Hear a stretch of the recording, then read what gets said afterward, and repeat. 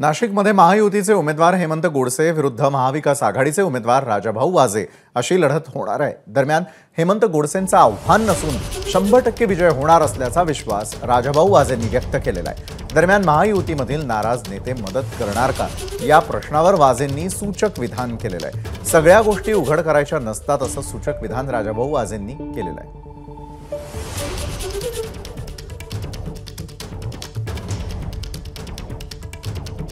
सोपी कधीच नसते असं माझं प्रामाणिक मत आहे, परंतु कालपासूनचं जे वातावरण आहे त्याच्यात मला आता जाणवायला लागलं की लढत होईल, परंतु मी 100% विजय होणार नाही। आता आपण कोणताही विषय घेताना काही गोष्टी पॉझिटिव्ह असतात त्या घेतल्या पाहिजेत एक, आणि दुसऱ्या गोष्टी राजकारणात सगळ्याच गोष्टी उघड करून बोलता येत नाही, एवढं मी सांगू शकतो। एबीपी माझा, उघडा डोळे बघा नीट।